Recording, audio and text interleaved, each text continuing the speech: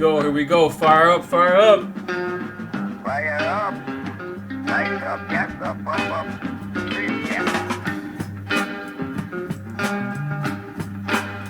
Gloves on, gloves off. We back. Yeah. It's been a short break, but we had to take it to take care of business. Right. You know, what you want to be to all our warriors out here. Stay strong. You know. And all the people out there, you know, that is just doing the right thing, you know. Stay the distance and covering up, you know. And gloves off.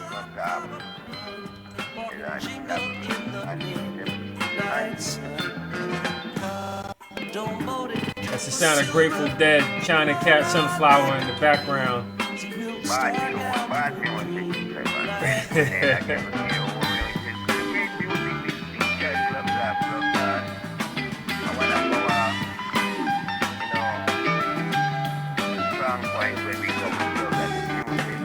And the chorus of fear, and also, you know, awareness.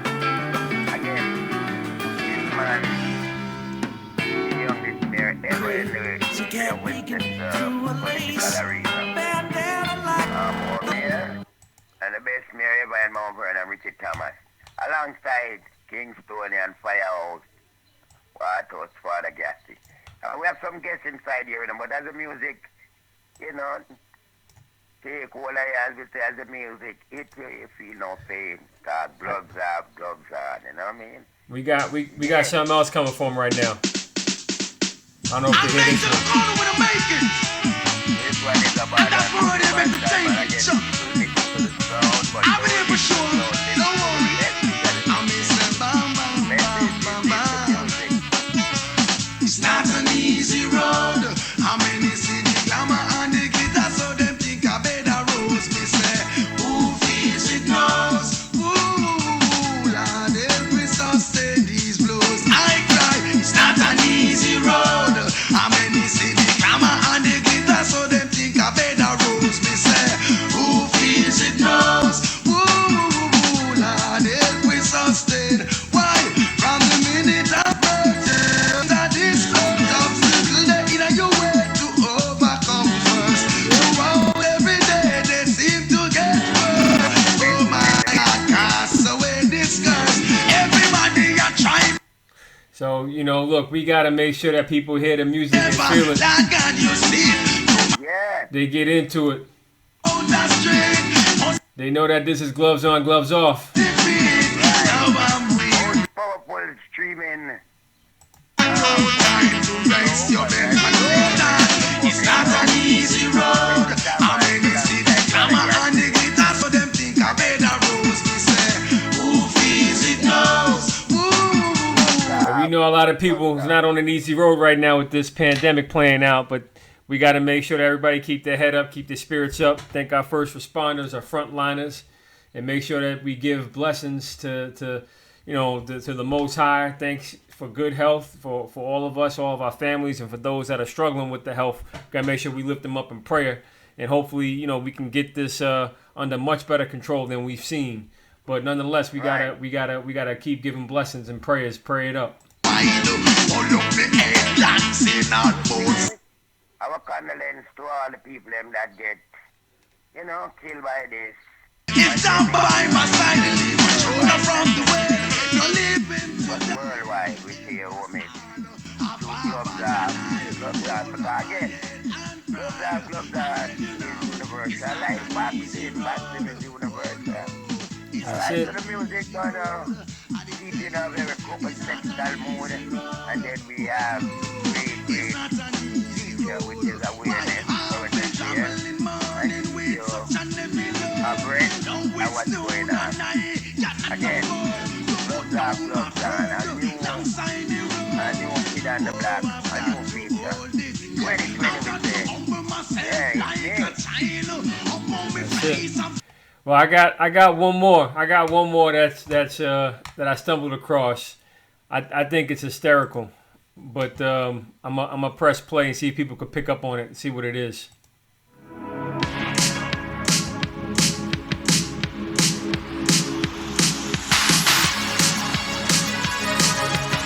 showing everybody what it is on the screen right now. It's a spoof of Blinding Lights by The Weeknd with Donald Trump as the cover. Oh my goodness.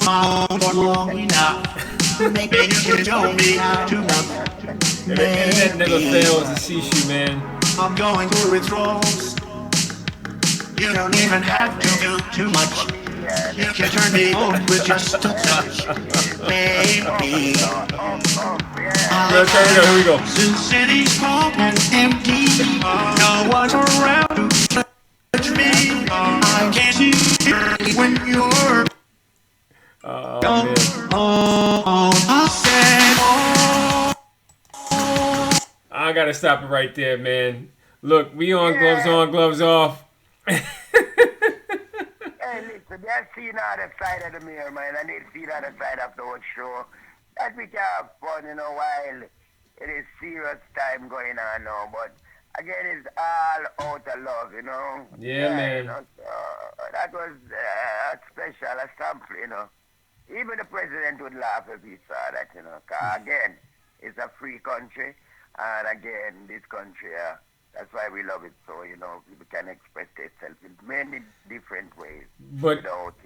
But that expression, though, look, that freedom of expression, that freedom of liberty is under attack, and there's no doubt about it. Right. I mean, look, be it Instagram or YouTube or Facebook taking down videos and posts due to, they don't like the message, they're censoring the message, or there's a claim of the rights to the music or something to that effect, which I get and I understand.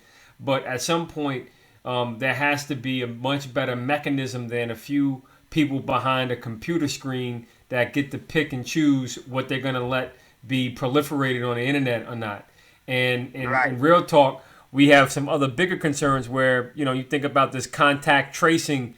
It sounds good, but the government's been doing this for years, and for all of a sudden now they're going to be doing it more openly, more brazenly, and you have to think about the consequences of your privacy. The fact that you go to the store and all of a sudden some bureaucrat's now going to say, well, you were exposed to this person, therefore you now have to go on self-lockdown for the next 2 weeks because you just so happen to be in the same area as someone you never even saw before in your life. So think about the cataclysmic consequences you're going to have on the invasion of privacy. It's just totally gone. And it's all about big government, big power grab. And yes, we want to destroy this virus that's attacking our lives, but we can't allow the virus, to give an excuse to power-hungry politicians that want to use this as a mechanism to just control your life. It's terrible. Which is always the whole agenda. Is to, the agenda was to bring the disparity between rich and poor together. But now they use the same technology now to suppress the rights of the people. Man, you're so right. Because now that this pandemic is out, they can use it to isolate, do anything, as we see what they're doing to these Muslims over there in Bangladesh. Now they're isolating them, bringing them into an isolating island to quarantine them. When they even know that it's a dangerous place they bring in is a land that is prone to cyclone, storm, hurricane, yet still they're bringing them over there to let them stay there, to quarantine them. So, again, it's not only over here we see they're doing what we call inhumane practice because of the pandemic, but a lot of people rights is being... Well, let's walk people through the numbers, Gassie. There's 4.6 million people with the coronavirus worldwide. 313,000 people died since it was really started to track back in January. So just think about that for a moment. We know that there are other ailments out there that take more lives, like people that I was told by a friend who I'm going to have as a guest on one of our upcoming shows. He told me that 700,000 people die every year of suicide.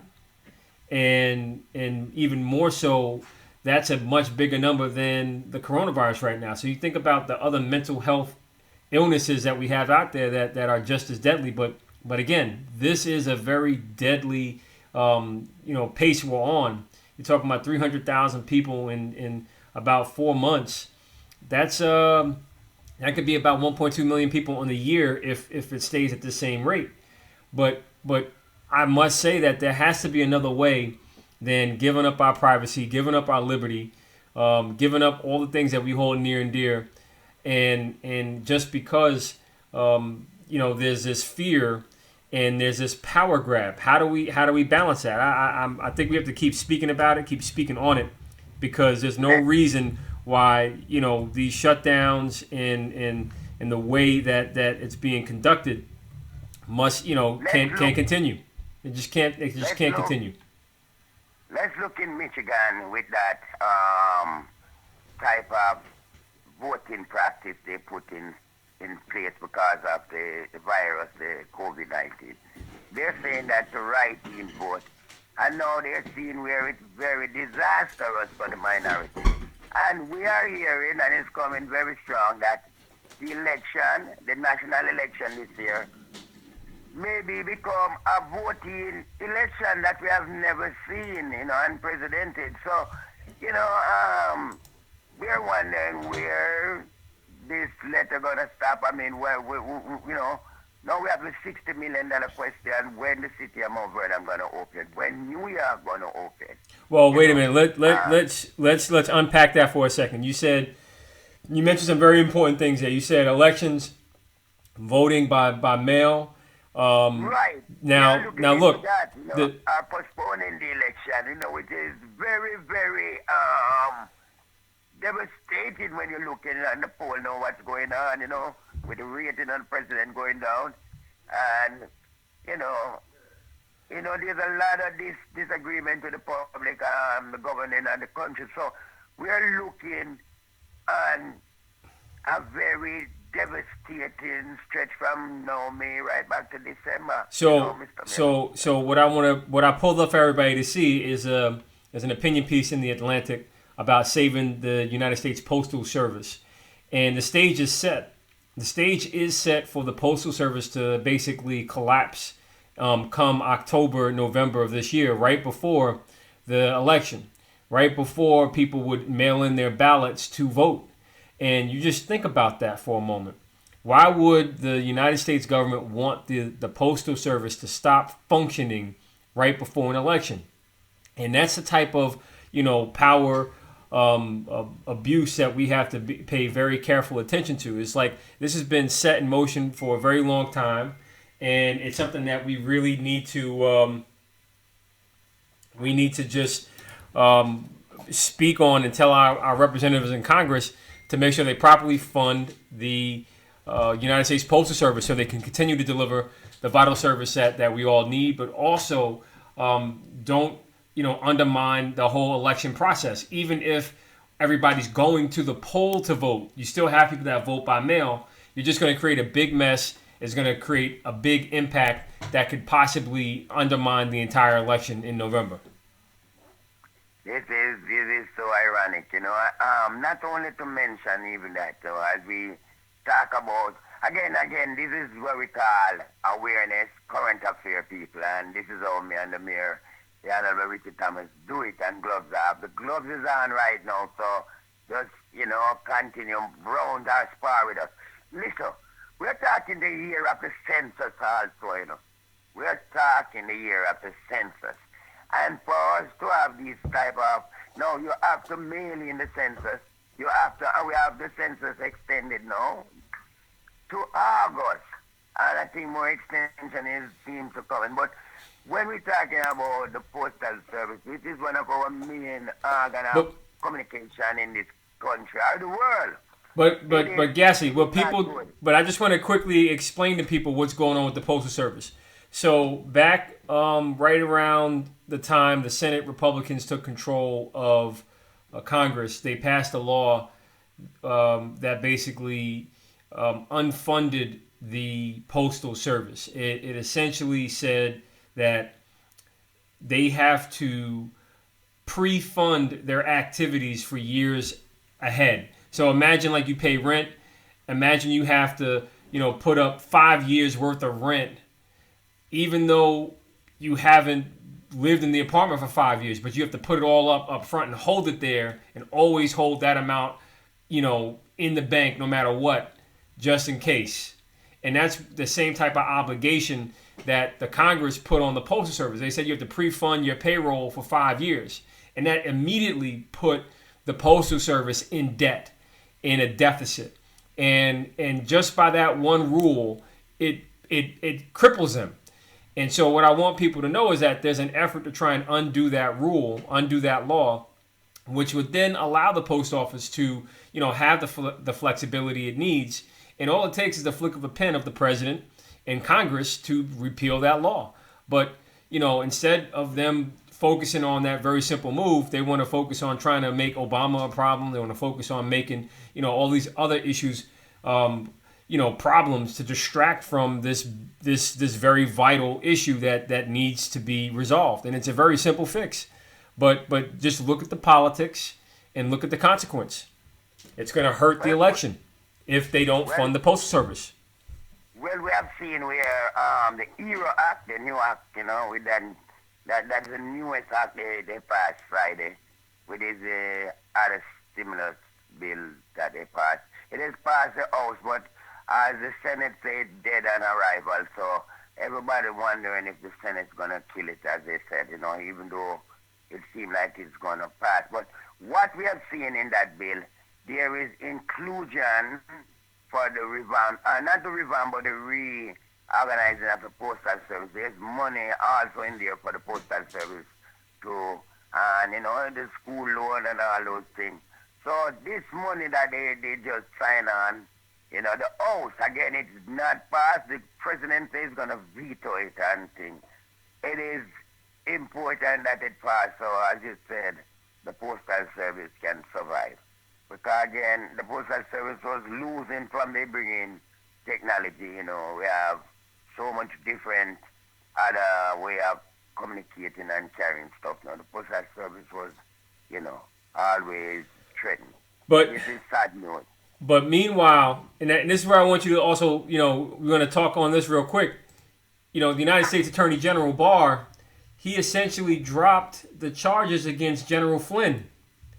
Right. And as, you look at this, you ask yourself, like, what's going on with that decision? Well, that decision is obviously a political one. It's a priority one. They made the priority that this is not an issue that is of the focus of the quote-unquote Justice Department. And as they released information showing that it appears to have started out as a political witch hunt where, people from the former administration essentially launched this to try and torpedo and influence the election. At least that's what the Trump administration is hinting at or saying, literally. And when you look at the details and you see all the stuff that happened, and you hear the Attorney General of the United States say, people plead to things, people plead to crimes that are not crimes just because, they have to do it to move on with their lives. Now, I will say that I definitely identify with some of those comments, but we'll talk about that another time. What we see happen, you see what you see happen now. The judge that's supposed to throw it right through the window did what we call a 360. Now he has called on the former prosecutor to have an inquiry in the same, in the case of Flint, where William Barr called for. So it is not an easy thing now. They're going to put an inquiry into it. There's going to be some form of an inquiry night to find out why it is, why a man who plead. Because we have over 2,000 federal prosecutor and former judge, who's trying on for this man here to resign, the Attorney General. And it doesn't like that to know that a man has plead guilty. You're going to recuse, free him up and said, he was investigated in a biased way, because of the unmasking of, many of the people through Obama era. So we are seeing some unprecedented thing going on under this administration where it's just ridiculous. So it's a good thing the judge do to give a former judge the case now to put an inquiry in it to see why this guy should have get released.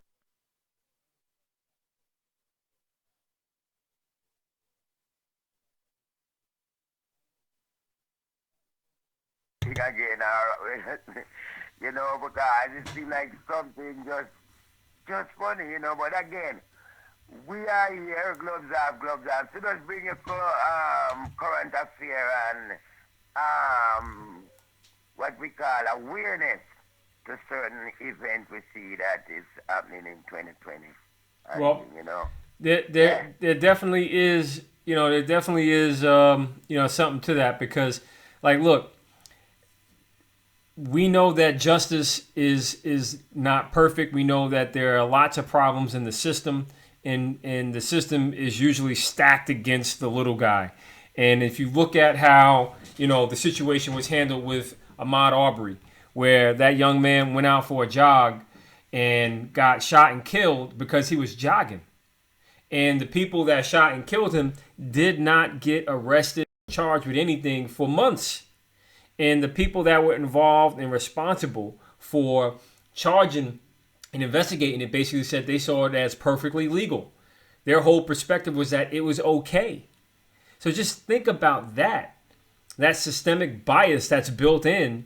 And it took the video for all of us to see the same video that they saw to create the national outrage to cause them to finally move and prosecute these people that hunted a black man for simply jogging.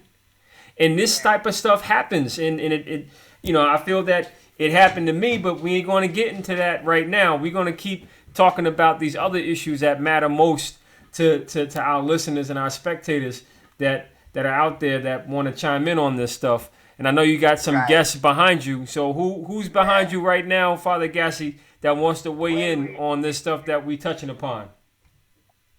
Right now we have inside the studio here of the culture class. We have Ras, son of Selassie. We have a hard-working resident of Mount Vernon, Mr. McDonald. And, we have some young people. Cause we try to mix it. We have some young people in there, They're going to be identified themselves by their name, Some of them have alias names, some of them named PJ, IJ, So we give them the freedom since it's a country that give people freedom of speech and things. Again, it's gloves off, gloves on, another episode. All right, so, Mr. Son of Selassie, welcome to the show. You hear what the mayor said? The mayor was talking about that young man in Georgia jogging, and they videotape him, and then they come up and then bank him. Yeah, in Jamaica we say bang, but you know what I mean, cut him off. And the next thing we know is they have video show where he's being shot, trying to tussle, And they keep at the thing, they didn't arrest the man, they're trying to say it's burglary committing the community. They're doing a lot of things, they just couldn't come up with an excuse to not hold them. But they finally do the right thing and arrest them. What is your take on this? Father Gassie, Mr. Mayor, I be blessed. Bless. To come on your show, I give thanks for the privilege to come on the show. My take on that, and put straight to the point. There's a law down south called stand your grounds. You know what that means? Mm-hmm. That means if I feel, well, this is not the first time this happened. There was another incident about maybe 2 years ago where a white and a black guy, and his family was going to the store. He got into confrontation with another guy in front of a Walmart. He pushed the guy down, and then he came and pushed him again, and then the guy shot him. They let the guy go. You want to know why? Because there's a law. I think this was in Florida, one of those places. Long story short, for some reason down south they have a thing called stand your grounds. And this president, he's a what you call a gun fanatic. So to me, it's like these things is especially when you have warmongers, because it's not. They putting the guns into the community. It's not just coming from, but the laws that they make to say, okay, you can have a shotgun, and you can have this gun, you can get and they're giving people also weapons that's not mentally right. So you also really to do, more background checks and see if a person is really racial or radical in any type of formal way or have a record. To me, if I was the president, you have a misdemeanor for spitting on the ground, you can't get a gun. And the gun laws need to be more stricter because it's not even the older people now. It's the Well, let's take it here. Let's try this. So when they hunt down black people like that and they say, oh, they show a video of somebody they're gonna show a video of somebody walking through this wood shop and we don't know if that's him. They don't even look like the kid. You understand? They're showing videos somehow, just like when they shot Trayvon, everything because he was walking through the neighborhood and he looked like a burglar. These things are happening and it needs to stop. Somebody's controlling it and it's just terrible, man. I can't even speak no more than Gassie because it's like an epidemic with white people shooting black people. Well, and that's why I think that the only way to solve it is through training, one, and two, there has to be accountability that's fair. Oh, more gun laws into place.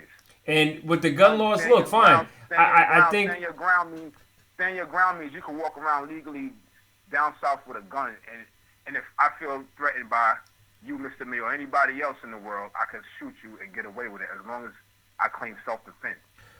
That's called murder, where we come from in New York. Yeah, but everywhere else in this country, the laws are so different and terrible. It's crazy. If you get caught with a gun down south, you're not going to do no time, as long as you have an ID on you. Well, as long as it's legal. I mean, if it's illegal, then you have to deal with the consequences. But I can tell you that there has to be a better way. I mean, the brokenness of this situation has to become, as what one of my favorite spiritual leaders, being Joel Osteen, would say, the brokenness has to become your breakthrough, and that's what we have to break through to the next side of this. And I think that, black people are so loving, man, and they just shooting us down like dogs, man. We don't go out and go shoot up Scarsdale or shoot up white people.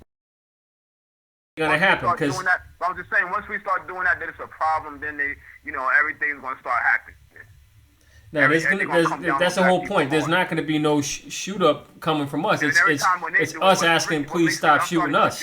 Every time what makes me mad, I'm gonna cut it like this. What makes me mad, every time they do it, they always want to say it was justified, or this was the reason why, and most likely they might get it. Why would it take so long to persecute these guys after a couple of months? And that's that. Somebody black. You see what I'm saying to you, Richie? Why would it take so long to persecute these people and bring them to justice? And that's the whole point. You get varying levels of treatment, and like now I'm going to personalize it to me. Like, think about me for a moment. I was mayor. I had election issues that could have been corrected.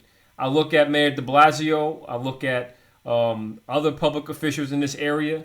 And they were all afforded an opportunity to go through a process with the Board of Elections to address their election issues. Me, no. They went straight at my jugular, trying to, completely ruin and destroy my life, despite me following the advice of the city's law department, despite, city agencies attacking me and the city law department taking steps to defend. They try to criminalize every aspect of the decision. And that's where I'm just like, I mean, you look at the different types of treatment, you ask yourself why. And one thing I can tell you is that there seems to be this built-in bias no matter what. People make these assumptions that racial injustice is just limited to, one aspect of the spectrum. It's not. It happens all over the place. In the workplace, it happens, in our parks. You see it in the way people get treated. You see it with the way justice was not administered in Georgia. And my only warning is that, people got to keep digging in and standing their own ground to defend their freedom and defend their liberty. And that's why, I continue to advocate for the people. You know what His Majesty said? This world would never be basically in harmony as long as one fate, what is it, Gassie? One race inferior to what? To another. Meaning, as long as we going against each other, no matter what race it is, as long as we think we better than this race or better than that race, ain't nothing going to happen, Richie. Yep. And that's the sad, especially when it comes to having a black man in power. They're not going to have that. So I don't want to go too deep into that because, you know, but to have a black young man into power and do certain things and movements, they don't want stuff like that. Well, what I know is the following. As we get ready to wrap up this show, I definitely want to just, you know, make sure that the folks in our hometown Mount Vernon know that we thinking about them. There's a lot going on. There's so many questions out there about, you know, what's going to happen next, how we're going to reopen, and that's one of the things that Father Gassie touched upon. And yeah, Father Gassie, yeah, I want to, you know, just get your thoughts on that before we wrap up the show. You know, yes, sir. What is on? My thoughts on that is, I think right now it should be a no because right now the coronavirus settled something within the kids now. They have over 100-something kids with, even in some cases in Westchester County with coronavirus.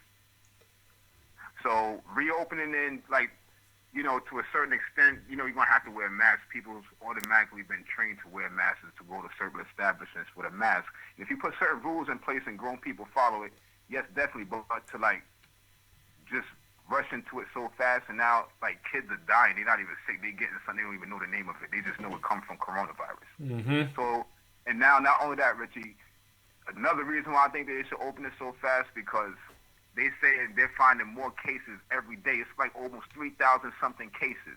They said 174 people died just within 24 hours. Well, you know, look. It's a long battle because we don't know if these people who have it, will they end up dying? So right now they want to get the whole world tested. So if the whole world gets tested and certain people out of that judgment might pass away. Well, we're definitely going to have to have... We're going to have some kind of, it's going to be very difficult. I mean, this vaccine that they're pushing is going to be very, very tricky because there are a lot of people that, you know, like myself, have questions about it. And vaccines are typically studied over a longer period of time. So there's going to be a lot of concern about the side effects of a vaccine that's rushed to market. Exactly, Mayor. So we really have to think about this before we do anything. Vaccine, Mayor, which I think is no good at all. Don't rush it because the way they're talking about how this disease can mutate within the wintertime, and Trump trying to talk about he want a vaccine by the end of the year. That really, scientifically, it can't happen because they have people in the army even working on this vaccine.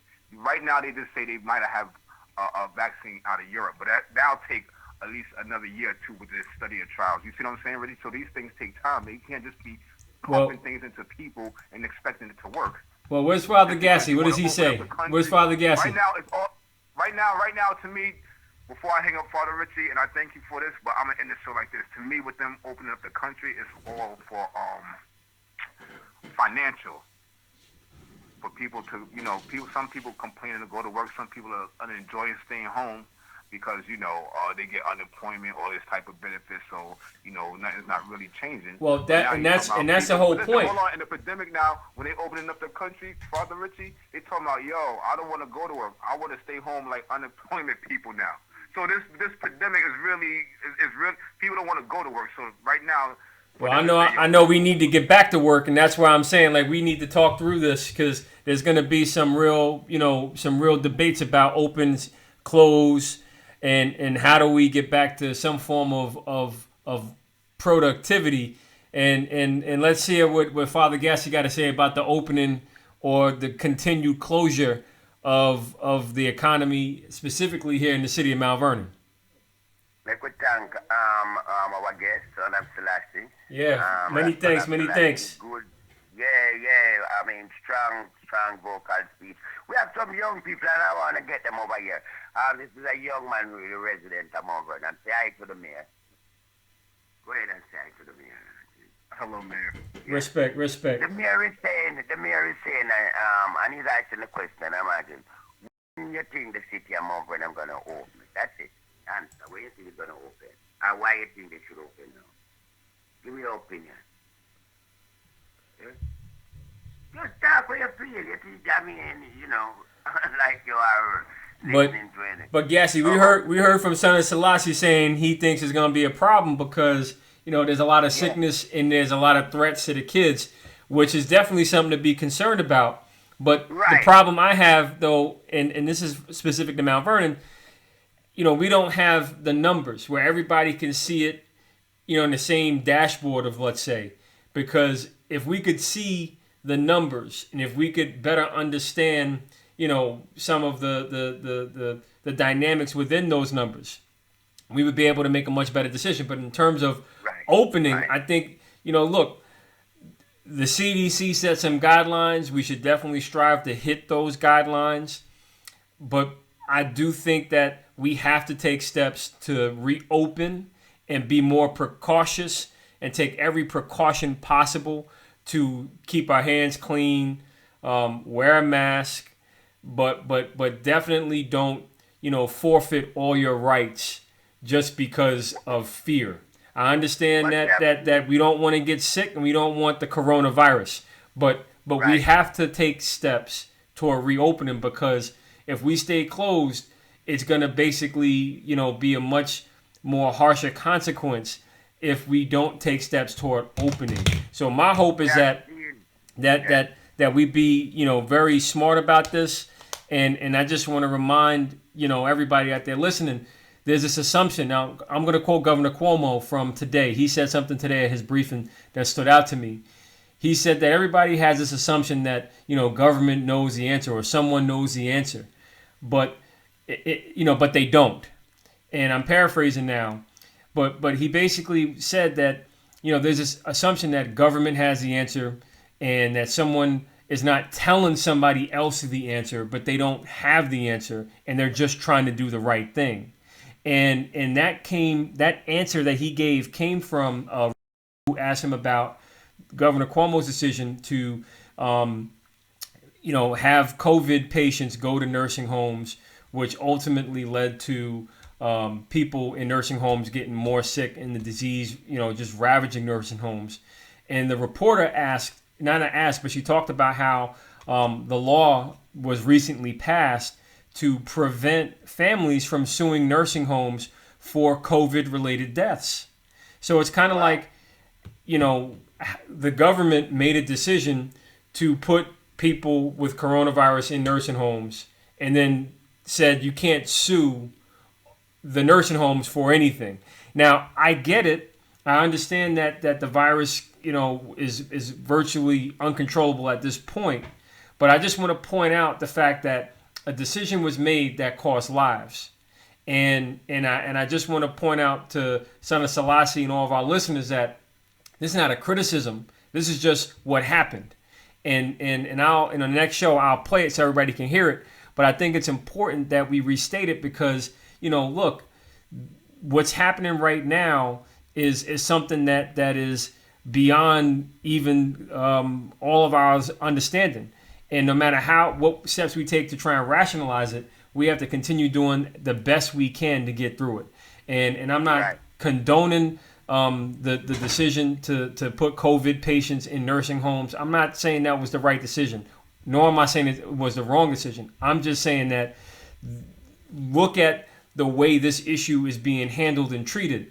Because I could tell you right now, if it were a black person that were in charge or leading a situation like this, and they made a decision like that, you can rest assured that people will be calling for that person to be investigated and criminalized and all these other things because it led to the loss of actual life. But that goes to the systemic bias in terms of how people are treated. And that's the reality. And I know a lot of people are going to be raising eyebrows about this, but you know what? The reality is the reality. That's what happened. And despite the fact that a life or death decision was made, that life or death decision is going to be treated in a very civil manner from what I can see so far. And that's where I say for Mount Vernon got to take some real steps to protect itself because there are people in various places that have other priorities than Mount Vernon's. And I hope that our community, a community of color very similar to Atlanta, New Orleans, Oakland, we got to make sure that we pull it together. And I love the stories of neighbors taking care of neighbors, but we have to make sure that we also take care of our small businesses, the restaurants, that are struggling to stay open, struggling to stay alive.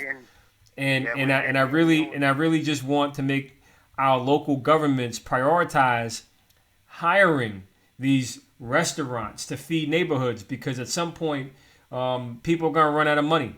And we already see the fight at the congressional level where they're not trying to pass another stimulus to help people. Let me talk about Friday at the Dole Center. Tell me. Where we, in the first time, not even under your administration, we have seen the line stretch from the Dole Center all the way to 7th Avenue, around the corner, past the park, you know what I mean, the park at 7th and 4th Street. Everybody know Mount Vernon very good, you know, the city of Mount Vernon. And the Dole Center is one of our major center for seniors. And when you see Friday last, that was May 15th, and they was giving out goods that you, under your administration, you used to do it in a more professional way. That's but right. When we see the line, and not only that, the social distance was not enforced, because the people was up on their one another, was almost shoulder to shoulder, or with us, you know, a step behind one another, all the way to 7th Avenue. And we're talking senior. And that's why we're calling for, you know, a change, you know, the seniors, them is being service, you know, in Mount Vernon. You know, we believe that most of the buildings should be equipped with all these, you know, food and everything that they want, that they don't get exposed to have. But look, so I just want to speak. I just want to just talk, Father Gassie, to this. You know, look, you have to put in systems to take care of people, and that's why, you know, I made it a point to create that food distribution system, and I'm happy that it has continued and it has grown. I'm concerned about the joblessness and when jobs will come back, and that's where, you know, we have to talk about an economic strategy, a financial strategy for the city, to make sure that the city does not get overrun or gentrified because people can no longer really afford to be here. So, you know, these are the you know, the policy decisions that, you know, we will talk more about in our next show to protect people. But I do think that we have to just be mindful that, you know, we're under attack on so many different fronts. And the first one we have to do is make sure we stick together and we support one another. So every step that the current administration of City Hall takes to make the city better, I'm going to support. But if they're going to make decisions that run counter to supporting the people of Mount Vernon, you know, I'm going to, you know, raise a concern about it. And while it may not be my decision, it's still a point of concern that people need to discuss. And I think there's a lot of points of worth discussing, like how the city controller is spending money on all sorts of things, lawyers in particular, without any approval by the board, not sharing information with the current mayor. And in fact, you know, I heard there's another radio show, I'm going to pull it up on our next show, Father Gassie, that interviewed City Hall about the issues with the controller and other stakeholders that comment on City Hall, and they're all stumped, like they don't know what to do. And it's just like, you know, then what was the past 4 years fighting to try and move the city forward all about? But right now that we're in the midst of a pandemic, we can't get too lost in the past. We have to look forward. There's a much bigger problem ahead, and that big problem is, you know, how are we going to pay the revenues to keep the city going? What is the structure of government going to look like? I'm hearing some terrible rumors about what furloughs may be lying ahead.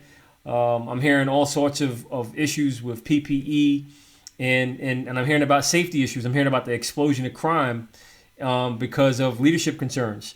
And I'm just, you know, look, I don't ever want to hear someone get back to me that someone from City Hall said that, oh, don't worry about crime, the streets are going to take care of themselves. I don't ever want to hear that. We have to take care of each other. And we have to make sure that we step up to do the right thing all the time, and don't turn our nose up in the air because, you know, it's not glamorous. This is the hard work that we have to do to make sure that each other take care of each other. And as we get ready to wrap up this show, Father Gassie, I just have to say, you know, look, it's been another, you know, fast session of Gloves On, Gloves Off. you have any final words as we get ready to wrap this up? We want to just congratulate and let you know under your administration, we have seen the lowest again statistic in crime. And it still carry through because we are so far Mount Vernon about 7, crime that, we see that the arrests have been quick, underneath Richard Thomas. That's how you leave it. That's what's happening. And, investigation going hard to intercept and arrest the other, who are perpetrators. But again, people who want to thank you listening to this show, Gloves Up, Gloves On. I want to thank our guests, that's going to thank our young people, them who was very shy. And we bring in a guest, our working guest, but a guest. She left the party. Sometimes they say they guest, and when you bring them in, they get what we call tongue tie. But again, we're going to have more Gloves Up, Gloves On in the future. Before you could have said, oh, that we're back at you again. So listen carefully. And we're gonna be back in a couple days with some fresh topics. We ain't gonna let it go 2 weeks again. We got jammed up doing all the work that we're doing to keep our keep things going. But just know that we're gonna be back sooner than you know. And we say fly like a butterfly, sing like a bee, like a bee. You know what I mean? That's it. That's it. That's all she was now.